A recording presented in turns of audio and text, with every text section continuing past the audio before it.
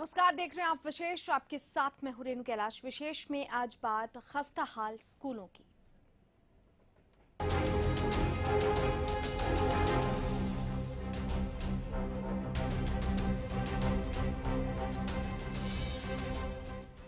आज देश को डिजिटल बनाने की बात की जाती है, छात्रों के लिए नई स्कीमें और योजनाएं तैयार करने की बात की जाती है, लेकिन हरियाणा में स्कूलों की हालत ऐसी है जहां पर बुनियादी सुविधाएं तक मुहैया नहीं है।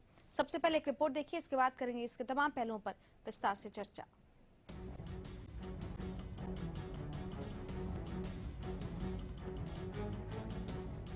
ये प्रदेश के दो ऐसे स्कूल हैं जहां से बच्चे अपने सुनहरे भविष्य की कामना करते हैं। हर रोज इस उम्मीद से आते हैं कि बड़े होकर इंजीनियर या डॉक्टर बनेंगे। पहली तस्वीर बहादुरगढ़ के डाबौदा गांव की है। स्कूल की हालत ऐसी है कि एक तेज बारिश कब तहस नहस कर जाए कहा नहीं जा सकता। चलो, स्कूल की इमारत पुरानी है तो ये बात गले से नीचे उतरती है, लेकिन इस स्कूल की एक सच्चाई ये भी है कि यहाँ बच्चों को अपने उज्जवल भविष्य के लिए बिजली तक नहीं मिल पा रही। स्कूल में एजुसेट और कंप्यूटर लैब तो हैं, लेकिन इन्हें चलाने के लिए बिजली नहीं है। कमरों में लगी बिजली की फीडिंग दीवारों से टूटकर नीचे लटक रही है। हालत ये है कि अब धीरे धीरे बच्चों ने स्कूल से पलायन करना शुरू कर दिया है। इसमें बहुत बुरा माहौल हो चुका है। बच्चे स्कूल पर से बैठे पढ़ रहे हैं, नहीं उनके लिए टाट है और उनके लिए वो भी नहीं है, बेंच वगैरह कुछ भी सुविधा नहीं है वहाँ पे। स्कूल में बच्चों के लिए जनरेटर भी लगाया गया है, लेकिन स्कूल प्रबंधन का कहना है कि जनरेटर को चलाने के लिए उनके पास बजट नहीं है। सरकार और स्कूल के बजट के चलते बच्चों को पूरा दिन गर्मी और पसीने में पढ़ाई करनी पड़ रही है। वहीं स्कूल के प्रिंसिपल खुद मानते हैं कि स्कूल की इमारत 70 साल पुरानी हो चुकी है और इमारत के बारे में शिक्षा अधिकारियों को भी रूबरू करा दिया गया है, लेकिन ना तो सरकार और ना ही शिक्षा विभाग के अधिकारियों ने स्कूल की कोई सुध ली है। स्कूल की बिल्डिंग बहुत पुरानी है, लगभग 70-80 साल पहले की बिल्डिंग बनी हुई है और मेरे आने से पहले ही गांव में इन्होंने भरत तो ज़्यादा करवा दिया और बिल्डिंग नीचे पड़ गई और नीचे पड़ने की वजह से जैसे भी बारिश होती है तो स्कूल की जो बिल्डिंग है उसमें पानी भर जाता है। अब हम आपको बेरी के डीघल गांव के स्कूल की तस्वीर दिखाते हैं। चौंकिए मत, जिसे आप अपनी टीवी स्क्रीन पर देख रहे हैं वो एक स्कूल है, न कि कोई 100 या 200 साल पुराना खंडहर।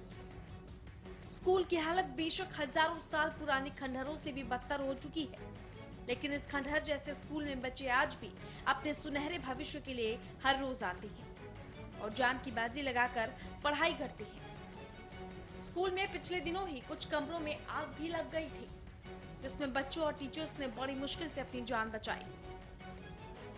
अब बच्चों के अभिभावक भी अपने बच्चों को स्कूल में भेजने से पहले 1000 बार सोचते हैं। दिक्कत ये है कि जी प्रिंसिपल साहब इकोनॉमिक सब्जेक्ट को बंद कर रहे हैं जी, और गांव वालों को कॉन्फिडेंस में लिया भी नहीं है कि भाई यहाँ पे स्ट्रेंथ नहीं है, इस वजह से हम बंद कर रहे हैं। बच्चों के परिजनों का कहना है कि अगर स्कूल में अमीर घरों के बच्चे पढ़ रहे होते तो शायद स्कूल की हालत इतनी बुरी नहीं हुई होती जो आज हो रही है।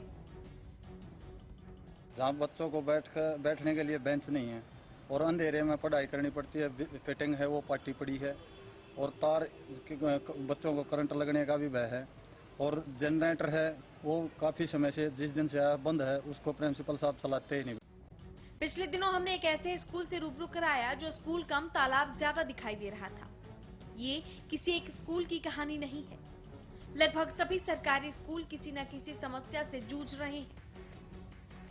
किसी में टीचर की कमी है तो कहीं पीने का पानी नहीं है तो कहीं बेटियां अपने आप को स्कूलों में सुरक्षित महसूस नहीं करती।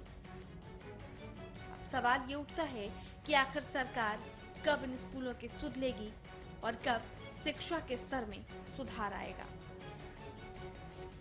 हरियाणा न्यूज के लिए बहादुरगढ़ से प्रवीण धनखड़ और बेरी से भारत भूषण के साथ bureau report, Haryana news.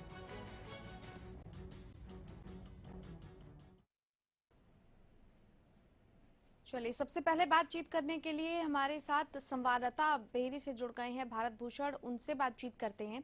Bharat Bhushan, आवाज पहुंच रही है अब तक? हाँ रेनू, भारत, जिस तरीके के स्कूल की ये हालत है, यकीनन ये कहना और समझना बेहद आसान है कि यहाँ पर बच्चे अपनी जिंदगी को दांव पर लगाकर पढ़ने के लिए आती हैं। क्या शिक्षा विभाग के अधिकारियों की नजर इस तरफ नहीं जाती? रेनू, अभी तक तो क्लासें लग रही थी, बिल्डिंग में 4 कमरे थे, उनमें काम चल रहा था।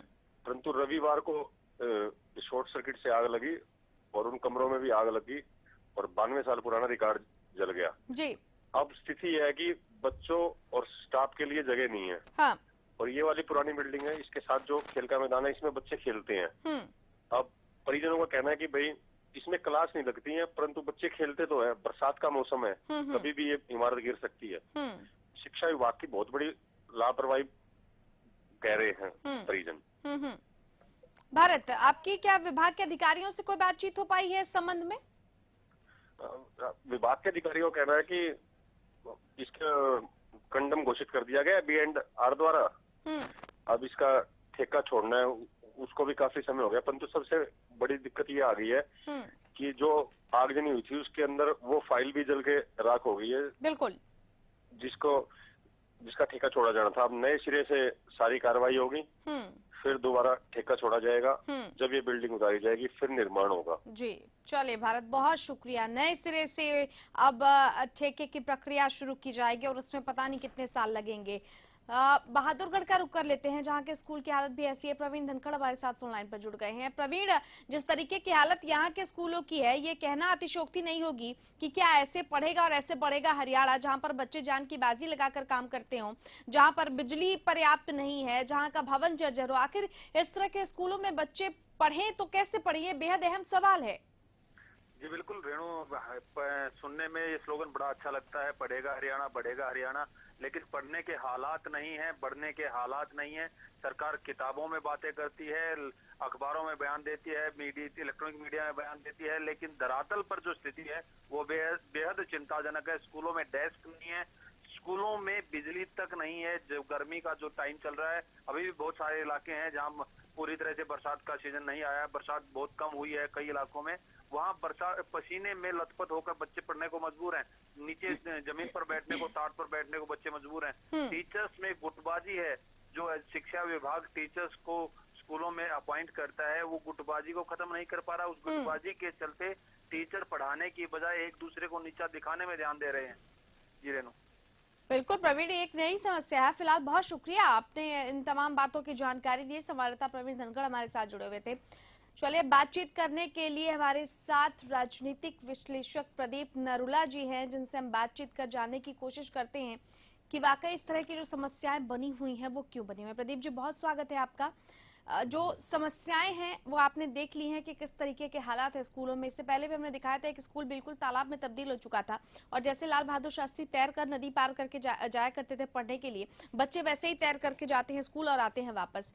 आप मानते हैं लूप होल है? रेनू, इसमें कोई दो राय नहीं है कि आपने तो 2 स्कूलों का दिखाया, डाबोदा या दीघल का दिखाया। ऐसे मेरे ख्याल से 70% से अधिक स्कूल ऐसे हैं रूरल एरिया में जो इसी स्थिति में हैं। बिल्डिंग पुरानी है, अगर बिल्डिंग कहीं ठीक भी है तो बिजली के कनेक्शन नहीं है, कनेक्शन है तो रूरल एरिया में दिन में पूरे 24 घंटे में 2 या 3 घंटे बिजली आती है। बिल्कुल। और रास्ते कच्चे हैं, स्कूल का पहुंच मार्ग अच्छा नहीं है, तो ये बहुत सारी समस्याएं हैं। और मेवात जैसे एरिया में तो एक और समस्याएं हैं कि टीचर्स पूरे नहीं है। प्राइमरी स्कूलों में 5 क्लासेस हैं, 1 टीचर है या 2 टीचर है, यानी कि 5 वो क्लर्क का काम भी करता है वो टीचर, और 5 क्लासों को पढ़ाने का काम भी करता है। तो इसमें कोई दो राय नहीं कि सरकारी स्कूलों की स्थिति हरियाणा में ज़्यादातर ग्रामीण क्षेत्र में ये स्कूल चलते हैं। शहरों में प्राइवेट स्कूल बहुत हैं जहाँ लोग अपने बच्चों को, ज़्यादातर प्राइवेट स्कूलों में गरीब आदमी ही अपने बच्चों को सरकारी स्कूल में भेजता है। लेकिन ग्रामीण अंचल में जहाँ प्राइवेट स्कूलों की थोड़ी कमी है, जो इस तरह से प्राइवेट स्कूल पनप नहीं रहे हैं, वहाँ सभी बच्चे गांव के उन स्कूलों में जाते हैं। और स्कूलों की हालत बहुत ही दयनीय है। ये कोई पहली बार रिपोर्ट नहीं है, अक्सर मीडिया इन चीज़ों को उठाता रहा है और अक्सर सरकार ये कहती भी रही है कि नहीं, हम स्कूलों के हालत पे विचार कर रहे हैं, स्कूलों को ठीक करने की बात करते हैं, लेकिन ढाक के 3 पात। स्थिति जस की तस बनी हुई है। कोई कहीं भी संज्ञान में नहीं आता सरकार को या हमारे नेताओं को कि इन सरकारी स्कूलों की तरफ भी देखा जाए, यहाँ सुविधा मुहैया कराई जाए। कई बार तो इतना बुरा हाल है, कई स्कूलों में तो पीने के पानी की अच्छी तरह से अवेलेबिलिटी नहीं है। बिल्कुल। एक मटका, पुराना सा मटका या उसके साथ एक कमन डुल्लू रख दिया जाता है, वहाँ से बच्चे पानी पीते हैं। तो बहुत सारी चीज़ें ऐसी हैं। और मिड डे मील के मामले तो आप अक्सर उठते ही रहे हैं। तो स्कूलों की स्थिति अच्छी नहीं है, दयनीय है। ये 2 बड़े स्कूल आपने दिखाए, लेकिन बहुत सारे स्कूल ऐसे हैं जहाँ टीचर्स का भी बहुत अभाव है। सिर्फ 1 या 2 टीचर पूरे स्कूल को संभालते हैं। और मैं आपके इस रिपोर्टर से बिल्कुल इत्तेफाक रखता हूँ कि जहाँ टीचर्स हैं भी वहाँ गुटबाजी है, पढ़ाई पे ध्यान ज़्यादा नहीं है। टीचर्स एसोसिएशन बड़े जोर शोर से तबादला नीति पर तो प्रदर्शन कर सकते हैं, क्या कभी सुविधाओं के लिए भी उन्होंने प्रदर्शन किया कभी है? नहीं, कभी नहीं। इसमें कोई दो राय नहीं है कि जहां सरकार मौन है उस तरह टीचरों का भी बहुत ज्यादा ध्यान नहीं है कि सब सुविधाएं होंगी तो शायद फिर सरकार रिजल्ट भी मांगेगी।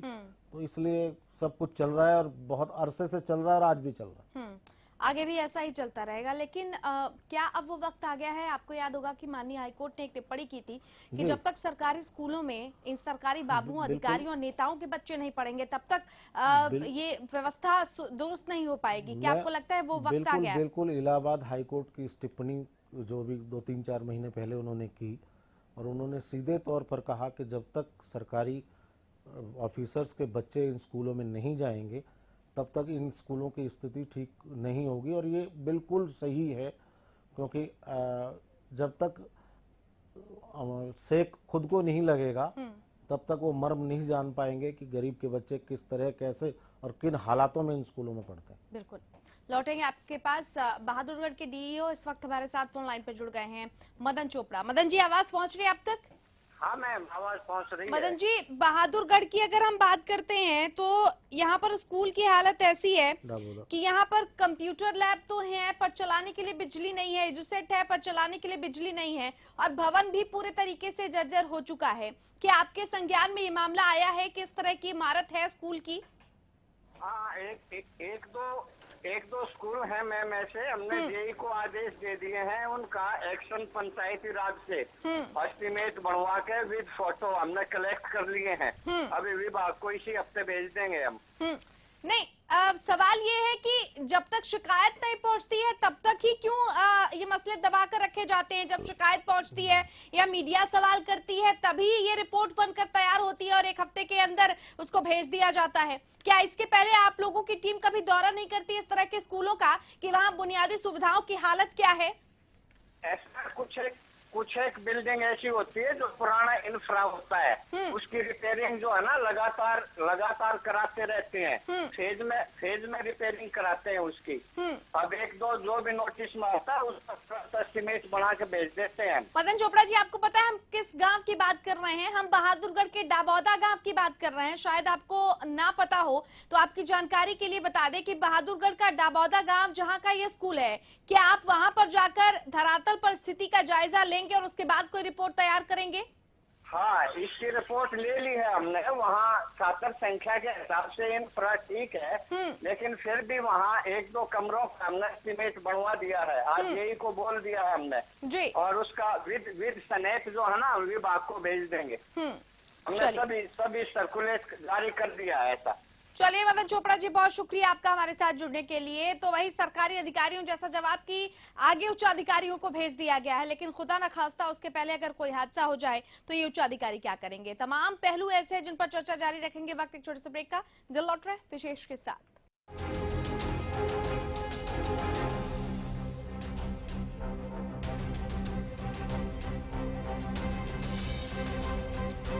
सरकारी नौकरी मिलती नहीं या आप लेते नहीं, बेरोजगार रहने के 2 कारण हैं। या तो आप कोशिश नहीं कर रहे या आपकी दिशा गलत है। सरकारी नौकरी कैसे पाई जा सकती है? देखिए हमारा खास कार्यक्रम कैसे पाएं सरकारी नौकरी, हर रोज दोपहर 2:30 बजे।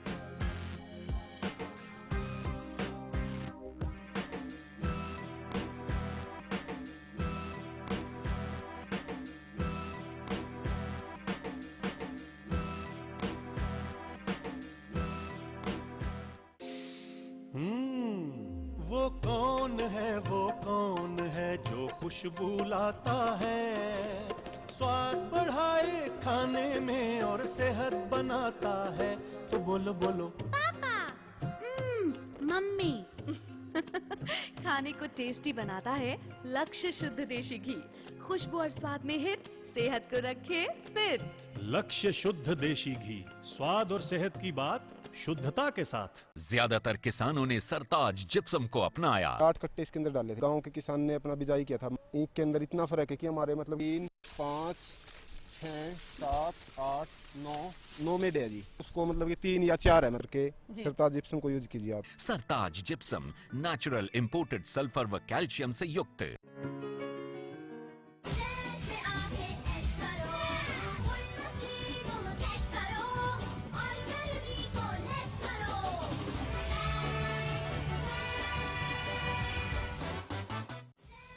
वाटर वर्ल्ड, सतपुरा चौक नियर पावर हाउस, रोहतक।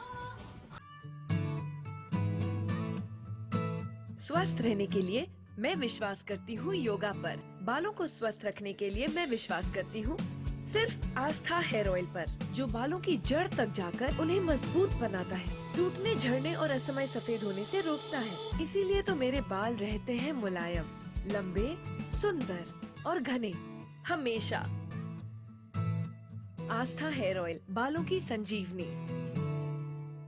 पिछली बार जो नर थे चिट्टी मक्खी आई, मच्छर आया जी, उसका करके नुकसान से जो ग्लीव और चटान दवाई छिड़की और लाके उसका अच्छा रिजल्ट मिला हमारे को, बहुत बढ़िया रहा। बहुत कर लिया केमिकल पर विश्वास, अब बिलीव व चट्टान मिलकर करेंगे सफेद मक्खी व रस चूसने वाले कीटों का विनाश। नीम आधारित बिलीव व बैक्टीरिया युक्त चट्टान की शानदार जोड़ी। ग्लोबल फॉरगिवनेस डे, यानी एक ऐसा दिन जब आपको ऐसा लगे कि जो गलती हुई है छोटी है, उसके लिए माफ कर देना चाहिए, या फिर जो गलती आपसे हुई है उसके लिए माफी मांग लेना चाहिए। नई चीजों को अंदर रखिए, आप फॉरगिव कर दो लोगों को। You will be happy, you will not take any tension. Forgiveness करने से कोई छोटा नहीं होता। जब मेरा भाई मुझे सॉरी बोलता है तो मुझे बहुत अच्छा लगता है। I believe it's very important for a good relationship. Sorry बोलना, I think this is the best option I can say. माफ करना या माफी मांगना यकीन मानिए मुश्किल नहीं है, कोशिश की जरूरत है।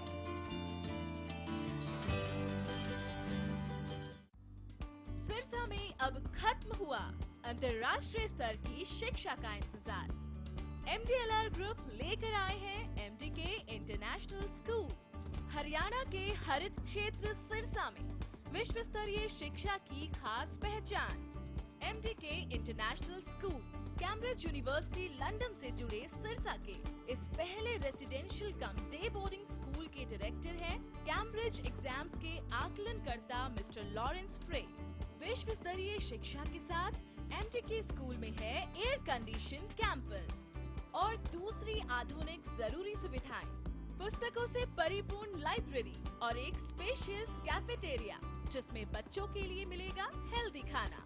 MDK इंटरनेशनल स्कूल की विश्व स्तरीय खेल एवं अन्य सुविधाएं आपके बच्चों का स्वास्थ्य एवं चहुमुखी विकास सुनिश्चित करती हैं। तारकेश्वरम धाम के नजदीक रानिया रोड सिरसा में। अधिक जानकारी के लिए संपर्क करें।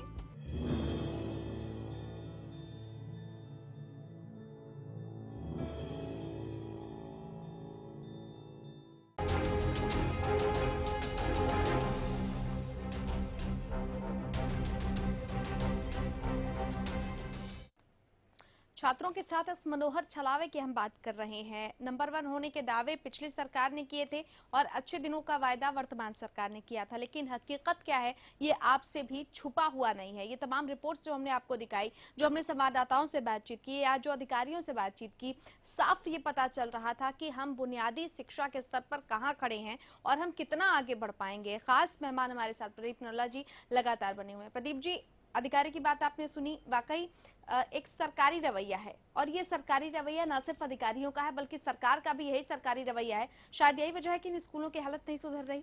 नहीं, बिल्कुल रेनू, देखिए जिस तरह से डीओ साहब चोपड़ा जी कह रहे थे कि इसकी रिपोर्ट बना दी गई है, इसके स्नैप्स भी साथ ले लिए गए हैं, तो ये जो बिल्डिंग है वो कोई 2, 4, 6 साल में जर्जर नहीं हुई, जिसकी स्थिति बताती है कि कई वर्षों से इसी हालात में है।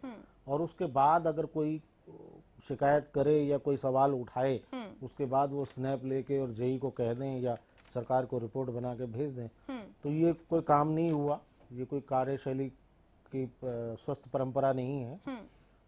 ये तो स्कूल के लोगों को, स्कूल के स्टाफ को या खुद अधिकारी समय समय पर स्कूलों में विजिट करते हैं, तो उन्हें भी देखना चाहिए कि बिल्डिंग किस हालात में है या बिल्डिंग के बाहर किस हालात में बच्चे। आजकल मानसून का समय है, थोड़ा सा पानी भर, जैसे कि उस स्कूल का बता रहे थे कि लेवल नीचा हो गया है और ऊपर भरत होने की वजह से पूरा पानी स्कूल में आ जाता है।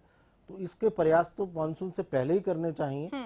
और कम से कम इंफ्रा के मामले में जिस तरह से दावा कर रहे थे कि नहीं, कुछ एक कमरे ऐसे हैं, चोपड़ा साहब दावा कर रहे थे कि कुछ एक कमरे ऐसे हैं जिनको रिपेयर कराने की जरूरत है, लेकिन बिल्डिंग की शक्ल देख के ऐसा लगता नहीं है कि वहाँ कुछ एक कमरे होंगे, क्योंकि बिल्डिंग की हालात बहुत खस्ता है।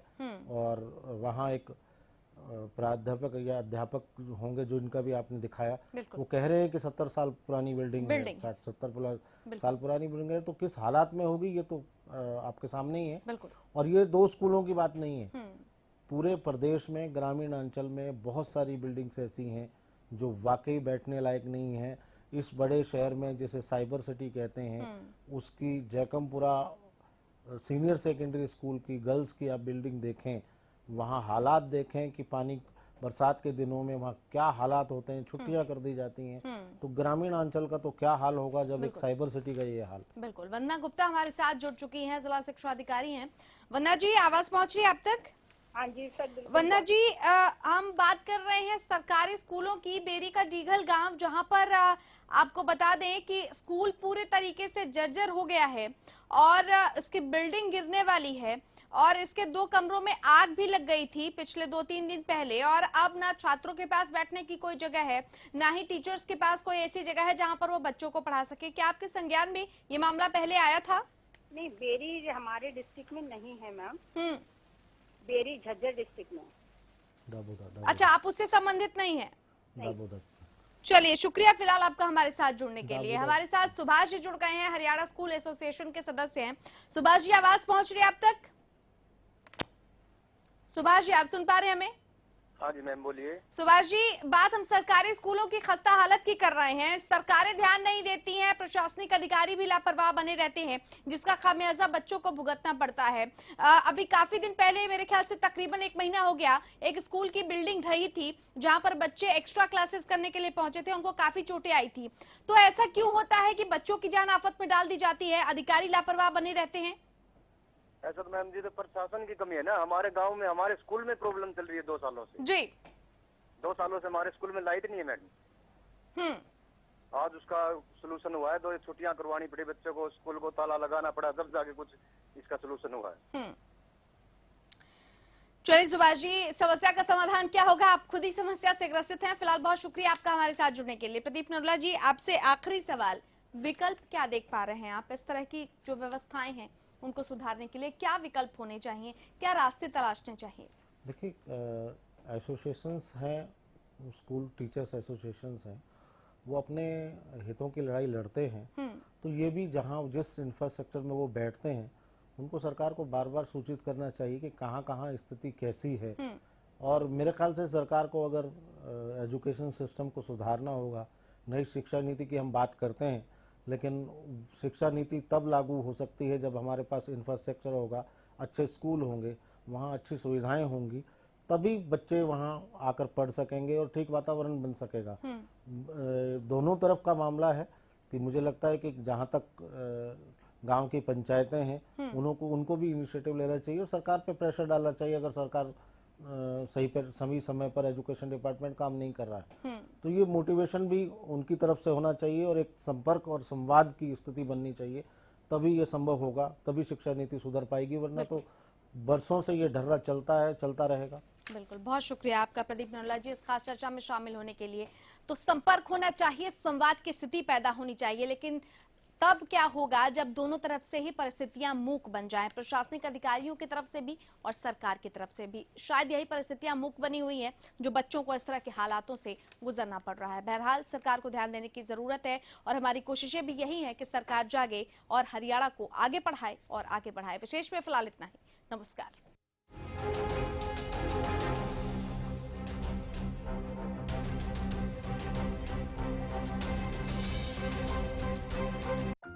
कुछ लोग